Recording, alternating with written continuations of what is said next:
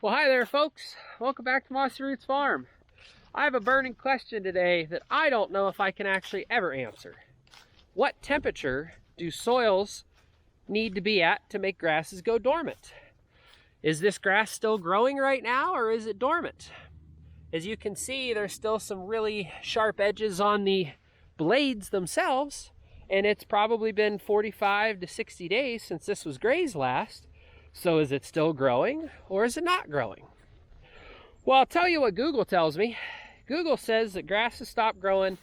I've seen as high as 45 degree soil temps, and I've seen as low as 33 degree soil temps, I think.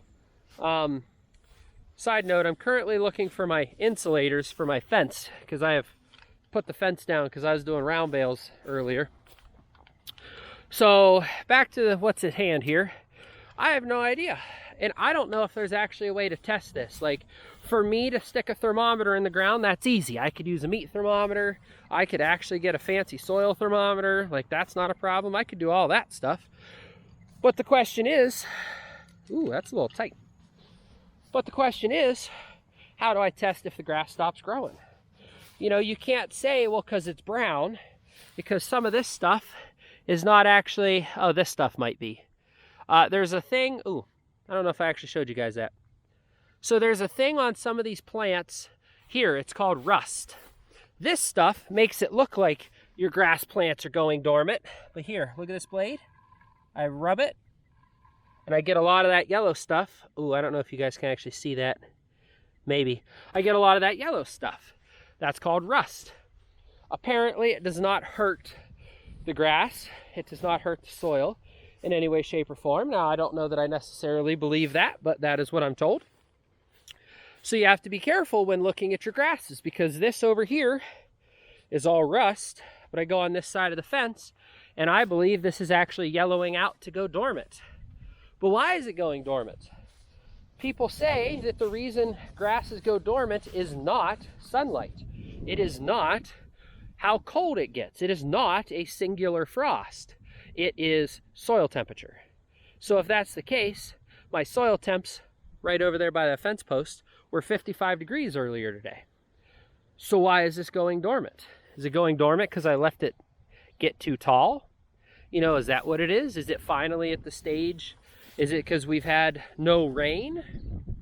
Like I say, I have no idea. That's something that we're going to have to figure out, and maybe we'll figure it out together.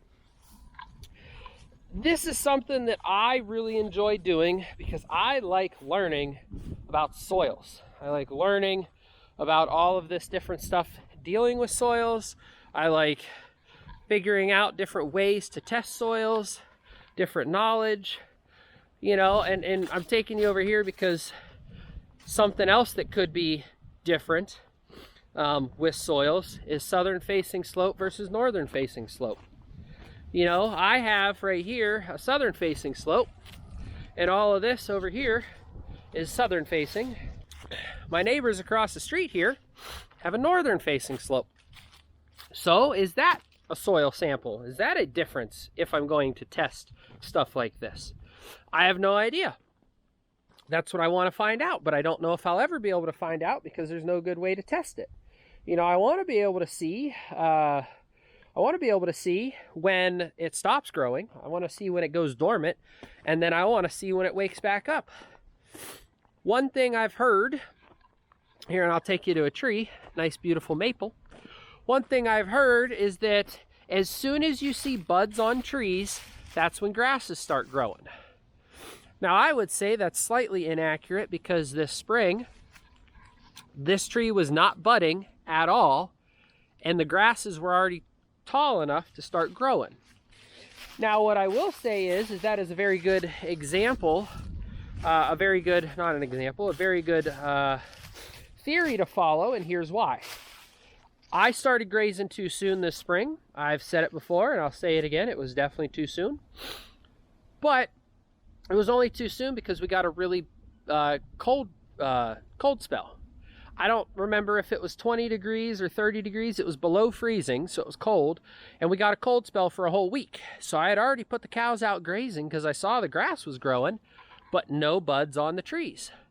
The very second that cold snap passed, this tree started budding.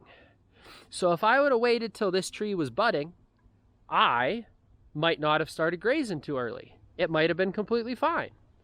So these are some of the tips and tricks that I have been slowly learning over time to allow me to graze better, to allow me to graze more consistently, to allow me to be the best grazer that I can be. Because if I don't constantly learn every year, then how am I going to get better?